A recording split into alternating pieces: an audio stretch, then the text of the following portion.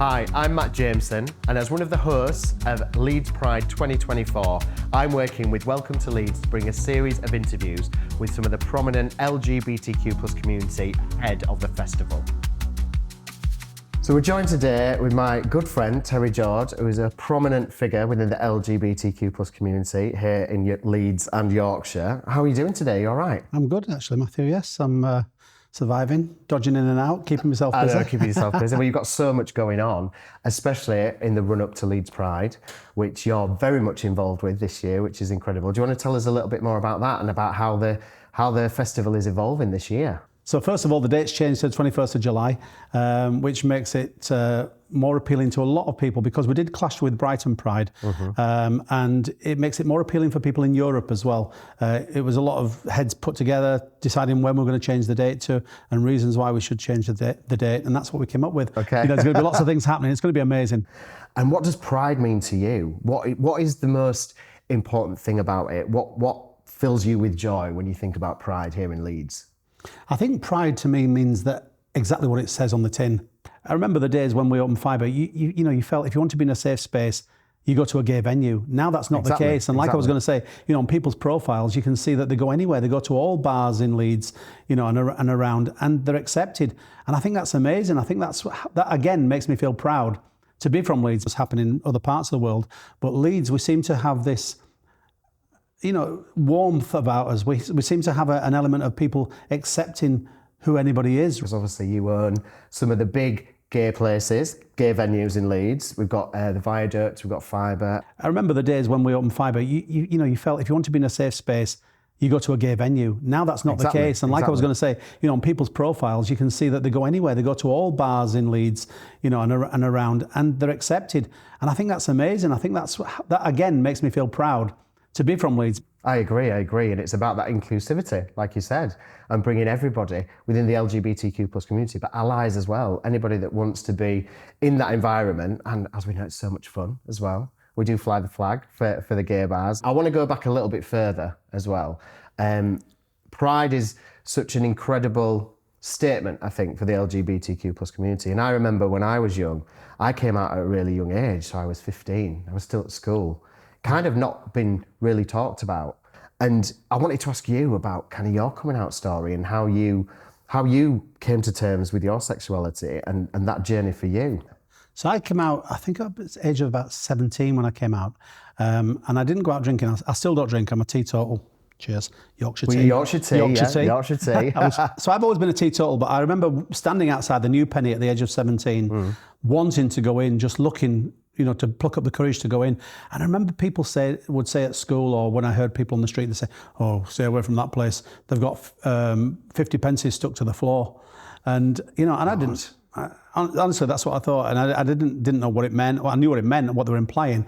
And I didn't know if it was true or not. And I was terrified to go in. So I plucked up the courage to talk to somebody who came out. And they took me in. And there were no 50 pences stuck on the floor, but there were £1 coins stuck on the ceiling behind the bar. Wow.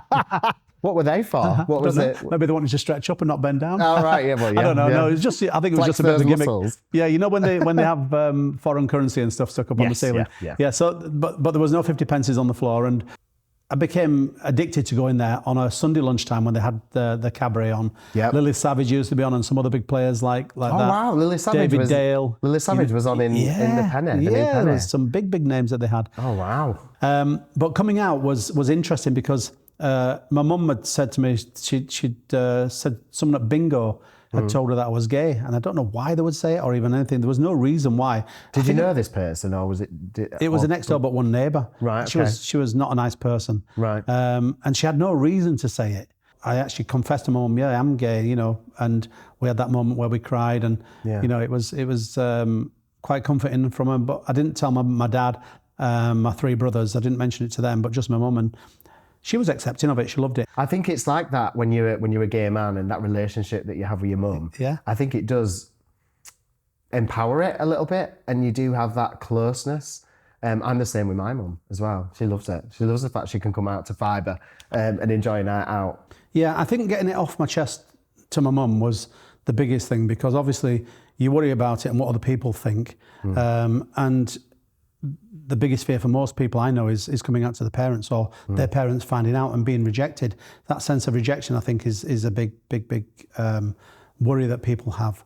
But you'll know as well that there's nothing better than telling your mum and being accepted without any discrimination or any rejection whatsoever. It's the most amazing feeling in the world, isn't it? And it doesn't matter after that who you tell, whoever finds out, because if the world finds out after that, then it doesn't matter, because you just want to be accepted by your closest. What's your favourite memory of kind of growing up then in the LGBTQ plus community? But what's a standout memory for you that just think that was amazing and really made me feel so accepted and part of the LGBTQ plus community? Well, I don't know if you know, but we used to do a competition called Mr. Gay UK. I do. I was at one of the events, one of the finals, when Jay McDonald was singing there right, yeah. at the Town and Country Club. That was it. That to me was one of the most proudest moments, when we actually got Mr. Gay UK onto national television. It was on Channel 5. Channel 5. I remember, yeah. Incredible. And I thought, wow, this is groundbreaking. This is a movement. This is something that's changing, because you didn't see many things, and to have Mr. Gay UK,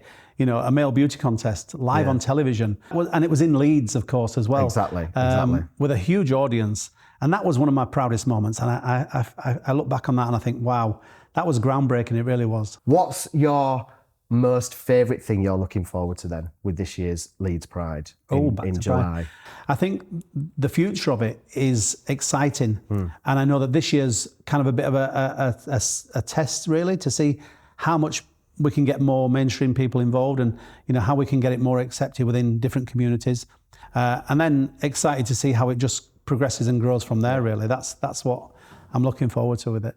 And are you hopeful that it will be able to remain a free event? All of us, between us, it's not my pride, it's our pride. It's anybody who's watching, it's our pride. We're just there helping. And of course, it's important to keep it free. It's pretty much the only free pride in the UK. Well, that's amazing. It sounds so exciting. I'm so excited about this year's event and to be involved in it as well. And can I just say something? Yeah. You make a great cup of tea. Thank you. To say I don't drink it as well. I'm not bad at making a brew. Not bad, cheers. Thank you. We talked a little bit about coming out stories. I remember I was in Manchester, I was 15, and I was at, it was like a drama school over the summer for 3 weeks. And I was the youngest person there. My mum and dad have always said they wish they'd not sent me, because I was like a rabbit in headlights. Everybody else was like 17, 18, 19, and I was 15. And at the end of the summer, at the end of the sessions, some of the guys there were like, let's all go down to Canal Street, because it was Manchester Pride. And that was the first time that I saw in front of me 2 men kiss. And that's when I was like, that's me. That's who I want to be. I identified with it straight away. And then that's when I kind of found myself and knew who I was. And I got a boyfriend. And then that's when there were rumours going around at school. And I was in a drama class at school, drama lesson, because I did GCSE drama. And there was a guy that was my best friend, and there'd been rumours going around, and he kind of made a joke in front of everyone and said, "Oh, have you got a boyfriend, Matt?" And I was like, something just clicked in me. I just went, "Yeah." And his face dropped. And I can remember it to this day. His face dropped and went, "Are you gay?" I was like, "Yeah, I am." The room went silent. Then the bell went, and everybody went to break. But then within 10 minutes, the whole school knew. Really? It spread like wildfire. And then I was in a position where I had to tell my parents, because everybody else knew before my parents. So I had that conversation with my mum, and it was so difficult to actually get the words out and say it. And I remember my mum actually said it first. She went, "You're not gay, are you?" And I was like, "Yeah." Those words are the worst, aren't they? Yeah. You're not. Yeah. Are you? But I said, "Yeah, I am." And I remember saying, it's the one thing that Dad will hate me for, Dad will hate me for. And she cried. Oh. And we had a hug, and then she said, "We're not going to tell your dad." But then I was going out, and I was not coming home. I was a bit of a rebel, should we say. And then so my mum had to tell my dad, because he was at his wit's end, didn't understand where this behaviour was coming from. So my mum had to tell my dad. But then my dad came to me and he said, "You're my son and I love you. Wow. And whatever and whoever you are, I love you." That puts and that was amazing. a lump in my throat. Isn't that beautiful? It was amazing. And it is me being who I am has completely changed his perspective on the LGBTQ plus community and everything. I would never have imagined that my dad would be as accepting as he is. And, you know, I went on that TV show a couple of years ago, Married at First Sight, and my dad was there. Well, thank you so much for joining us today, Terry, and it's been so great to hear your story, where your inspirational story, really, of where you've come from and you're coming out, and also your thoughts and feelings and aspirations for Leeds Pride. So thank you so much. You're welcome. Thank you.